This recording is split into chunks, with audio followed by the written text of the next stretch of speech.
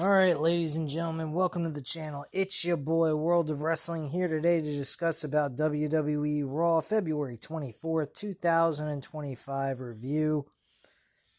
Um, my thoughts about the show is it was fairly decent. Main event was headlined by Bianca Belair and Naomi defending the tag team titles against Liv Morgan and Raquel Rodriguez, which they actually won in a very exciting main event, by the way. Didn't even realize it was the main event until we got to the end of the show where we saw the credits on the bottom portion of the screen. And I was like, wait, that's the end of the show? I was like surprised by that. Show went by pretty quickly. And hit some good stuff. Some stuff it was just whatever. But we kickstarted the show with Logan Paul. He makes his way to the ring. And Paul says he's from Ohio, but he only met with booze. Paul says he's just like them, except way better. He has a story. He was coming in on his airplane. They were descending, and he saw a dreary gray Cincinnati. Paul wanted to pull a U-turn and go home. Then he realized he is righteous and perform for the peasants because he's just that humble. That was fucking sick. Fucking shitting on the fans like that, man. I gotta admit, I may not like Logan Paul personally, but as a performer, he is really good at what he does. Paul makes a crack about Joe Burrow, saying that Cincinnati's tearing his career into pretty much turning his career into shambles. The crowd gets furious about this. Last time he was in a ring on Raw on Netflix, he defeated Rey Mysterio, Hall of Famer. Paul punched his ticket to the Elimination Chamber this Saturday, where he will defeat 3 doorknobs and John Cena. Then he will go on to the main event, WrestleMania, where he'll face Cody Rhodes and become the face of the company. Punk comes out, and Paul is none too pleased about this. Punk does not look pleased with what Logan Paul had been saying. The crowd is thrilled to see him and chants his name. Paul doesn't understand why the crowd has a problem with him. Paul then asks CM Punk what his problem is with him, and he's heard what Punk said online. Paul thinks he knows why. Punk is jealous that Paul succeeds at everything he does. All Punk has done is fail upwards. The crowd chants for Punk, and Punk says he doesn't have a problem with Paul because he doesn't know him well enough to. This is about the Elimination Chamber. It's business. Punk says Paul is a dime a dozen loudmouth kid who says dumb things for the shock of it. No character and no substance. People deserve better from you. Paul mocks CM Punk and will tell Punk what is bad business. When Punk came back, it was one of the greatest returns in history, and they cracked under the pressure and tore his tricep. Punk couldn't handle the spotlight. That's why Paul is here. Punk is familiar to the people. It's Stone Cold, it's John Cena, it's CM Punk. The name changes. Now that Paul is a full-timer, it's only a matter of time before they chant his name. The crowd boos. Another CM Punk chant breaks out, and Punk asks if they should give the crowd more time to chant Paul's name. Paul said a lot of things wrong, but one thing he's right about is that the names change. The names Paul mentioned are legends and history makers. Time and time again, under the pressure, Paul claims Punk cracks under pressure. Punk makes history. Paul is barely a flash in the pan and won't be here long enough for people to figure out or remember who he is. At the Elimination Chamber, he'll eliminate Paul as a receipt for eliminating him from the Royal Rumble. Punk will go to WrestleMania and face Cody Rhodes for the title, and Punk will leave Las Vegas with the world title and make history once again. Paul will be history and forgotten about. Punk doesn't care if Cody Rhodes thinks he needs to sell his soul to beat him. Rhodes will find out what Paul will see on Saturday. Punk is Satan himself. In this business, Paul is a nobody. Punk and Paul are face to face and the crowd chants CM Punk. Paul begins to back up, but then he slaps Punk in the face and retreats. Punk is not happy about the slap, and Paul laughs as he backs up the ramp.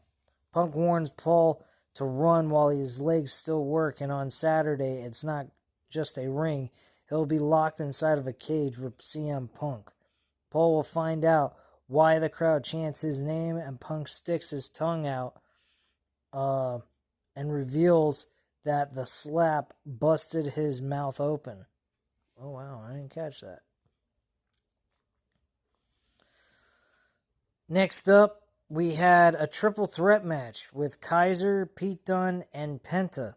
This was a fast-paced match, pretty good opener, and someone else won. I thought it was going to be Penta. It actually was Kaiser. Very shocking ending to this matchup. And Kaiser is the winner of this triple threat match that went, I think, about almost 15 minutes.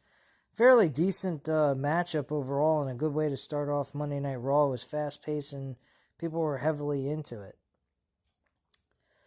Next up, we had a video of John Cena said at the Royal Rumble post-show that he will win the Elimination Chamber to win his 17th championship. He wants to win that title so he can shake the hand of the person who wins the 18th World Championship.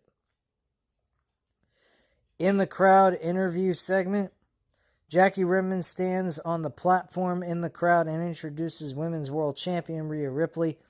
The challenger of the Women's World Championship will be determined at the Elimination Chamber. But the champion is currently in question because Ripley will defend the title against Io Sky, which is who she's actually focused on at the present time. Not so much worried about the Elimination Chamber winner because she still has to get past Io Sky in order to be at Mania to defend the World Championship.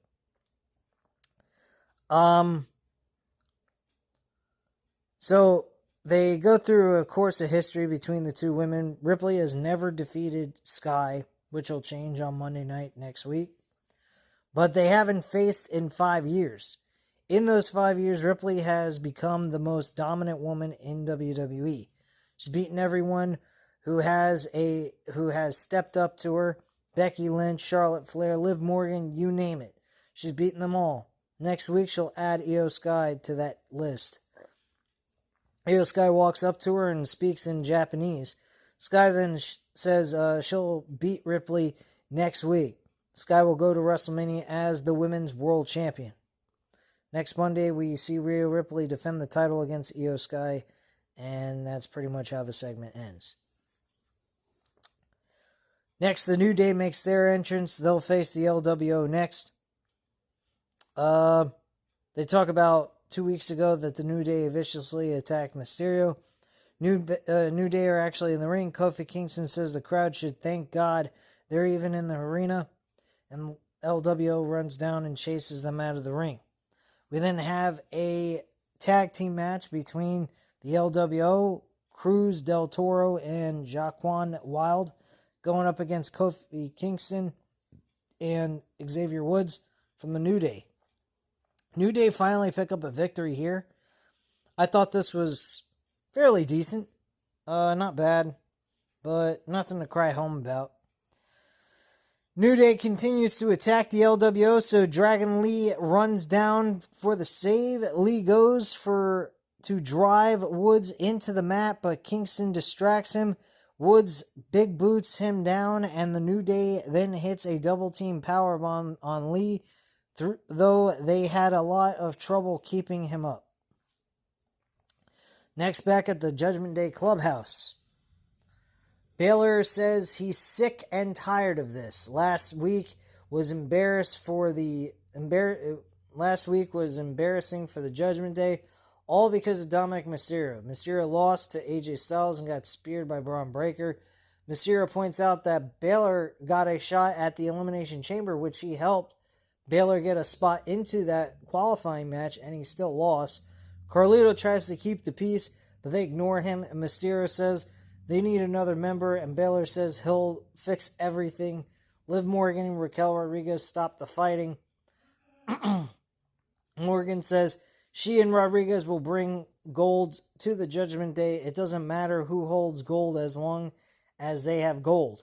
Baylor pretends that he agrees, though he clearly wants gold all for himself. Baylor says they should worry about Bianca Belair and Naomi, and Morgan says they'll handle their business tonight. Ring General makes his way to the ring to make a promo. Cuts a promo and asks for a match. He comes out and he tells the people that he asked for a match for with Adam Pearce. Adam Pearce granted him a match against Akira Tozawa as a tune-up match, and in some ways reminds him of himself, but also at the same time reminds him of Jey Uso, because he thinks that Akira Tozawa clowns around too much like Jey Uso, and wanted to teach him a lesson that that's not how you're going to be able to make it in this business and beat him one-on-one. So he faces Akira Tozawa. Of course he beats him without question. Match ends by referee stoppage. And Gunther goes to put the sleeper hold back on Tozawa, but Otis gets in the ring and Gunther hits Otis, but Otis absorbs it and Gunther backs off. Otis checks on Tozawa, so Gunther attacks him from behind with a sleeper hold. Main event Jey Uso comes out to a huge ovation, and Gunther gets out of the ring. Uso invites Gunther to get in the ring, but Gunther declines. I actually enjoyed that segment for the save and everything else, and I like the commentary that Gunther made on Akira Tozawa. He made some positive comments about him, but also derogatory based on the fact that he clowns around too much. And I think that they could utilize this in a way to help maybe get Akira Tozawa to get away from this gimmick and strip him of this gimmick, make him more serious, make him a more presentable player on the show, make him believable, maybe even make him a mid-card wrestler, because he is good talent. They just don't have anything specifically as character-wise that stands out. And I think that's absolutely terrible, because I've seen the guy wrestle before. He's good, but he just doesn't have a gimmick that works. It's just a goofball gimmick. Michael Cole appeared on Impulsive last week and discussed his friendship with Pat McAfee. McAfee then goes to the telestractor to point out how Cole's shirt was ready to pop off during the appearance. Yeah, I don't know. That shirt did not look like it fit him too well. It seemed way too tight and barely fit. So next up was Dakota Kai and Lyra Valkyria for the Women's Intercontinental Championship. And Lyra Valkyria retains the title against Dakota Kai. I was a bit surprised by this. I'm kind of like saying to myself, what the fuck are we doing this match then if that's the direction you wanted to go? And secondly, why was the match originally booked? Why didn't we get Ivy Nile versus Lyra Valkyria to begin with? So after the match, they shake hands, and Dakota Kai leaves the ring. Ivy Nile sneaks from behind, attacks Kai, and drives her into the barricade. Nile hits the ring as Valkyria celebrates and rips her off the ropes. Nile connects with a German suplex and a big powerbomb. Nile holds up the Women's Intercontinental Championship at the end of this segment. Next up, we had a video package. Kevin Owens versus Sami Zayn in the Elimination Chamber unsanctioned match. They talk about that. Jackie Redmond interviews Sami Zayn. Zayn says he went to Kevin Owens' house and saw his mother. She was in good spirits. Zayn went home and was ashamed of himself, actually, because he was thinking about doing something that was nothing like him. He was going to do something absolutely terrible to Kevin Owens to get even with him for what he did to him on a Monday Night Raw episode against CM Punk. He said this is not like him. He's out of character. He feels like Kevin Owens is probably feeling the same way. He probably feels ashamed of himself, maybe. But he said this is nothing like Kevin Owens either. Neither one of us are acting anything like ourselves. He doesn't know where Kevin Owens is in his head right now. He doesn't understand how he could feel this way about him just because he didn't so happen to get physically involved in the match and so forth. He said, I was concerned about his health and everything else, but I wasn't getting physically involved because it was not my match to get involved in. And he just feels like Kevin Owens is a different space in his mind now at this point, and he's nowhere where he used to be. It's the things that he did are unlike him. He never involved family members and shit like that. And it's something that he's not used to in this kind of territory of being in a rivalry with Kevin Owens. So he expects this match to be brutal, and he expects both of them to hurt themselves really bad. And he doesn't expect either one of them to come out of this the same. That's basically what he said. Next up, backstage, we had Dominic Mysterio walking backstage with Finn Balor and Carlito. He'll face WWE Intercontinental Champion Braun Breaker, who is also shown walking backstage next.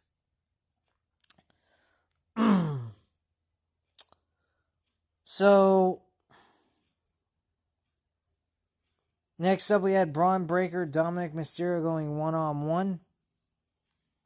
This match was whatever. It was winner by disqualification, though. Carlito kind of got involved in this match and cost Braun Breaker the opportunity to win the match clean. So, Balor, Carlito, and Mysterio triple team Breaker in the ring. Carlito holds Breaker up as Mysterio strikes him. Mysterio charges, but Breaker manages to hit him with a back body drop over the top rope. Breaker hits the ropes and hits Carlito with a spear. Breaker immediately turns and stops Balor in his tracks as he tries to get in the ring with a chair. Balor cautiously backs off and stares at Breaker from ringside. We also get a video package highlighting what happened on SmackDown, talking about the New Orleans getting WrestleMania next year in 2026, and then the breakdown of what happened with The Rock and what he was meaning by having Cody as his champion. And that's basically what occurred there. We had a backstage segment. The Creed brothers are celebrating with Ivy Nile backstage. Kathy Kelly asks if Nile is trying to get back in the title picture. Nile says she is. The Creed brothers are going after the World Tag Team titles next week, and then she'll beat the hell out of Lyra Valkyria until she gets her match. The War Raiders attack the Creed brothers from behind, and that's how the segment ends. Next, we have Cody Rhodes addressing The Rock's offer. Cody makes his way to the ring to a great ovation. A Cody chant breaks out. So he asks the crowd, he's pretty certain he knows what we're supposed to be talking about. What does it mean to ask for one man's soul? Rhodes knows that rather abstract phrasing, but having grown up in this business, he can read between the lines and understand that the offer that the final boss, The Rock, has made to him. It is a good guy 101 for him not to lie to the crowd. Rhodes has never lied to them and won't start now. He wants them to know as he heads toward another main event at WrestleMania that he is incredibly blessed He is not a team of one. This decision he has to make at Elimination Chamber doesn't affect him alone. He also he has his lovely wife, Brandy Rhodes, his daughter, Liberty, his sister, Little Brody, the Nightmare Factory and his students, his two nephews breaking into the family, his mother, and the memory of his father who worked into his 60s on the independent circuit, bleeding and breaking his body to make ends meet. Rhodes does not want to have that as his own future. Everyone knows he'll scratch and claw to get it, but The Rock is offering him not to have to do all that as well. So when you break that all down and you pretty much go over that, and you hear Cody say that, kind of makes you feel like maybe it's the right decision for Cody to do so he doesn't have to end up being in the same situation his father was in. I kind of agree, but then at the same time, you're also selling out to the corporate machine at the end of the day. Now, granted, he is portraying the corporate machine based on the way he dresses, the way he talks, and everything else. Yes, he does. He speaks honesty. He's a fair fighting champion and so forth, outside of the one match he had with Kevin Owens at the Saturday night's main event. But other than that, he has not really done anything that's heel-like material. So, at the end of the day, he has a big situation to make a decision on that could sway him to being an absolute prick or being a fucking saint, but turning into a beat-up toy and someone that's going to have to do this for a long period of time without getting the loopholes and ways around the stuff that he would normally have to do on his own. Anyway, after he makes that statement, Seth Rollins comes out, says it's the first time he's been in the ring with Rhodes in nearly a year. Last time was at WrestleMania. Rollins would love for this moment to be a moment of celebration as he welcomes him back to his show, Monday Night Rollins. He'd love to look Rhodes in the eye and tell him how proud he is of his near year-long run as WWE Champion. He'd love to tell him he can't wait to face him at main event of WrestleMania once he wins the Elimination Chamber. That's not why he's out here. Rollins is here to ask Rhodes what the hell is he thinking after the offer from Friday. Nearly a year ago, they stood side by side, ready to go to battle against the Bloodline, against Roman Reigns and The Rock. Now The Rock is back, asking Rhodes to be his champion and sell his soul. The fact that Rhodes didn't slap him in the face on the spot is a slap in Rollins' face and total disrespect to him. I agree with that, personally. Rollins warns Rhodes not to make him regret everything he sacrificed to help Rhodes win the championship. Rollins asks, "What the hell are you thinking, man? What is he going to get? A bit part in The Rock's movies? Is the WWE Championship a burden to him?" Rhodes says he wishes this conversation was going differently. He'd love to shower gratitude on Rollins, but he's sounding judgmental. The Rock came to SmackDown to ask for his soul because Rollins' soul was compromised. Rollins shook Rhodes' hand before he had to go off for surgery before hitting him in the back with a sledgehammer. Rhodes knows who Rollins is. Rollins hit Roman Reigns in the back with a chair and broke up the Shield before saddling up with the Authority and running guys like himself out of the company. Rhodes also knows that Rollins was his Shield at WrestleMania 40 with one leg and a scrambled back. Rollins helped him achieve his family's biggest dream of the WWE Championship. Rollins was the MVP of WrestleMania, which the fans started chanting MVP for Rollins.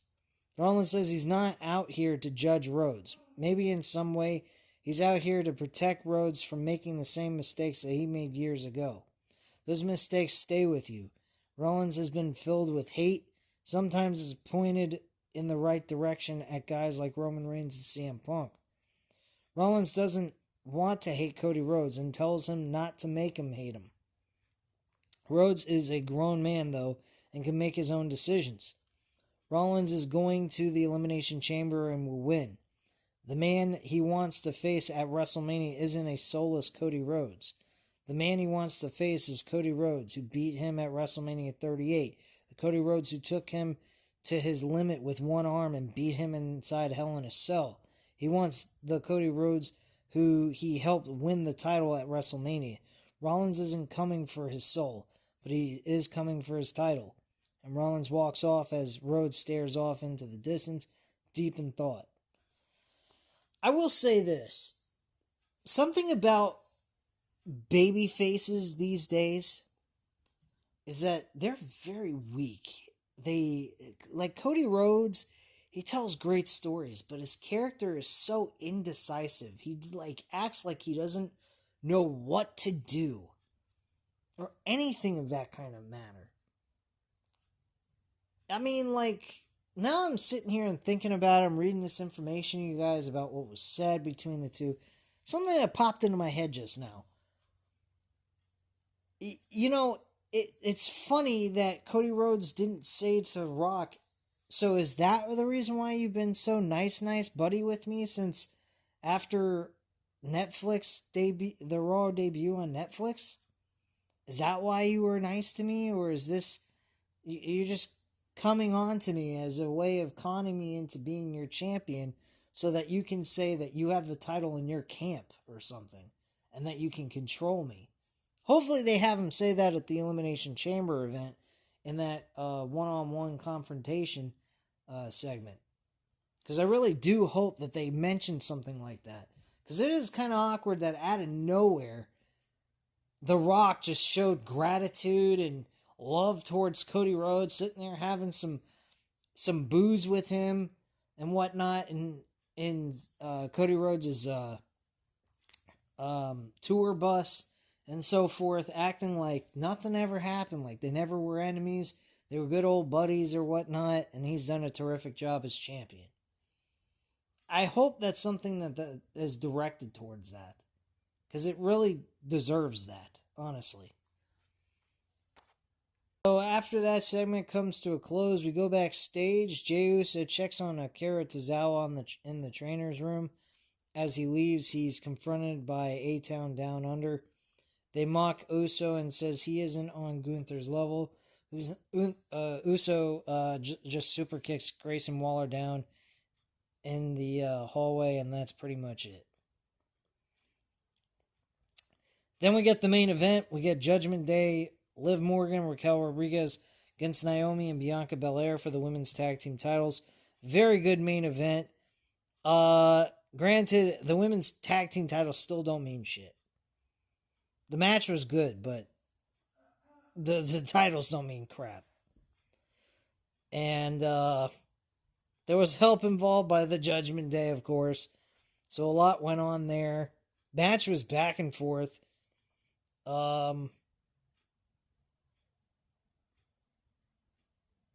But I personally think that the match was fairly good for a main event.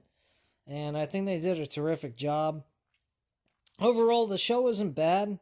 I think it went by pretty quickly, actually, in my opinion. And I think it was a far better show than last week's Raw. Raw's episode last week was mid. This one was a definite improvement, and as it should be, it was a go-home show. So, very appreciative of WWE providing us a good episode just before the Elimination Chamber. We got SmackDown coming up. I don't know if I'm going to watch SmackDown, personally, because I have interests other than wrestling on SmackDown.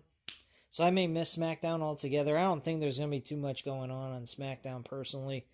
There might be some things they touch up on that's important that I might want to go back and watch, possibly. But other than that, I mean, SmackDown probably ain't going to be that big of a show. Not to mention, it's being forced to be an actual 3-hour show. and I don't think it's worth watching 3 hours worth of SmackDown. I'm interested in watching a boxing event that's taking place on February 28th that I have a bet on, so I'm interested in watching that and see how that goes.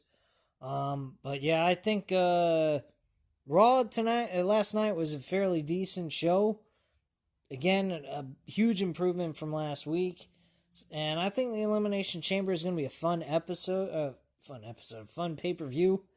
And we're going to go over that on Thursday, along with some other things that I'm going to go over on Thursday as well for like boxing and MMA. So I'm going to go over all that with you guys in separate videos. But yeah, this again was a very good show. Well, not very good. I'm not going to say very good. It was a decent show. Definitely upgrade from last week, like I said.